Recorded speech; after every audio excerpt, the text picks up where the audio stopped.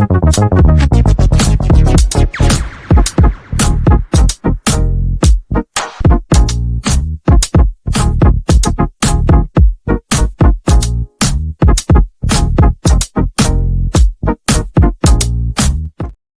with everything when it comes to West Ham, you never believe it until it's on the West Ham website. You just never believe it until West Ham announce something themselves. My word, what an interesting couple of 24 hours again in a West Ham world when it comes to potential signings. The transfer window, it's ridiculous. Let me state from the off that we are not ITKs. Again, proclaim never to be ITKs.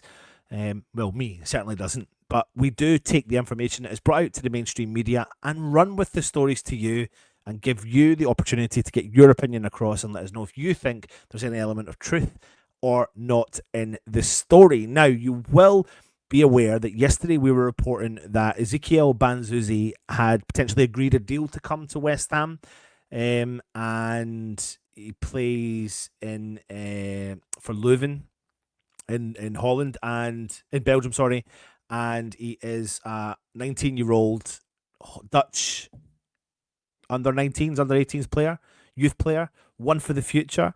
And the report was saying that West Ham had agreed a deal. I think they were saying it was like £10 million with the add-ons, and it was Sky Sports that started to break the news of this story, again leading us fans up the garden path. And I can't help but think that there's so many people out there desperate to break stories first. They're desperate that they're jumping the gun as much as they possibly can.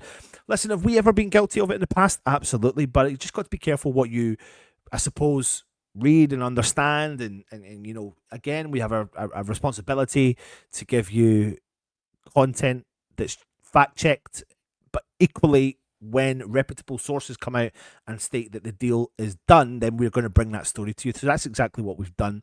But what's transpired is that we don't believe there isn't actually a deal yet. Sources close to the club have come out and said that there isn't a deal that's been done yet with West Ham and Leuven. But I reckon there could be a deal to be done here. Now, this is one to watch. So that's me put that kind of part to the forefront. We haven't signed the guy. There's no deal yet being agreed by the two clubs.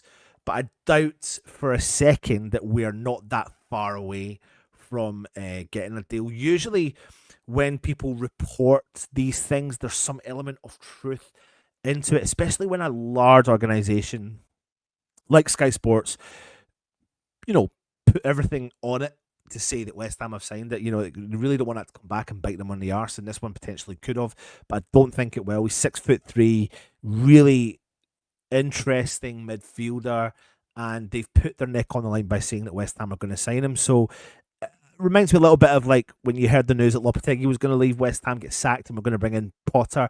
TalkSport jumped the gun, maybe 24 hours earlier than what happened. So it makes me think that obviously elements of negotiations are taking place, and maybe paperwork hasn't transpired and hasn't been agreed yet.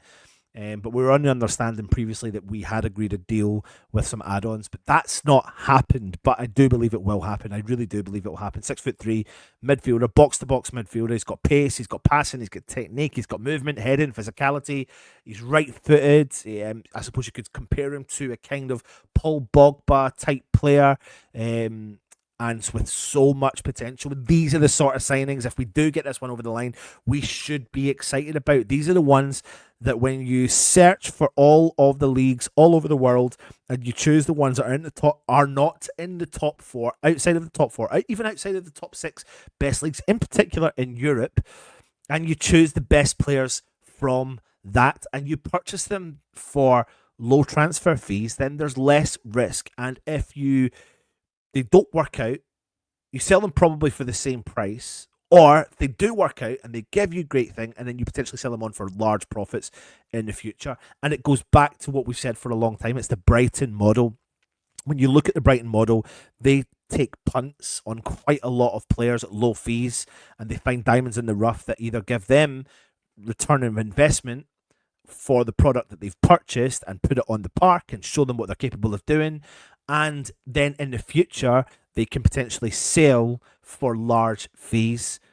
Then, you know, what, 700, 800% on the profit of what they actually purchased the player for.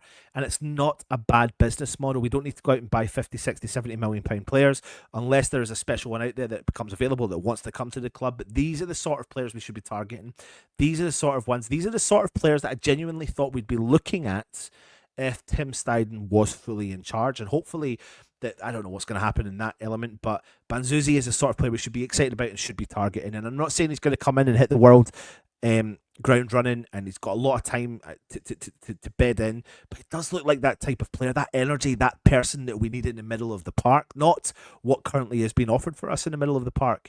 We know we need that box-to-box midfielder, that one that's got energy, that one that can get by a player, that one that can pass, that can press, who's got the pace, who's got the technique, who's got the movement, he can head, he's physical, you name it. This player's got that, and he's got it in an abundance.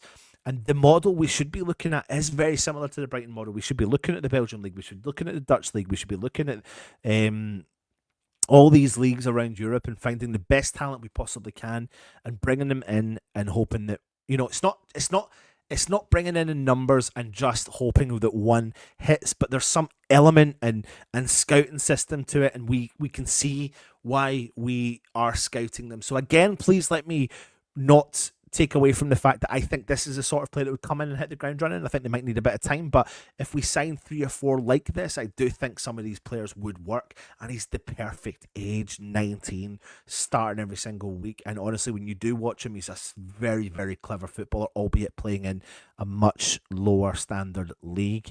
But he's one of the ones of the crop of the new Dutch wonder kids that could be coming through the ranks. You definitely want to watch for the future. I do think West Ham might be negotiating something with him to bring him in. I think he would really suit a Graham Potter system. It will just be interesting to see what else we can add to the equation. Let's hope. And I think if someone like Banzuzi came in, we should be excited, because it's not like you suppose you could say the Lewis Guilherme 25, 30 million quid. It's around about £12 million. So it's not taking a huge hit, but giving us definitely legs and pace in the middle of the park, which is what we're desperate for. So one for the future. It's been rejected from what we understand. However, we don't know what level of negotiations the clubs are at, and I do think this is one to watch. I do think this player could be coming into West Ham. Let me know in the comments what your thoughts are. Take it easy, and of course, come on, you irons.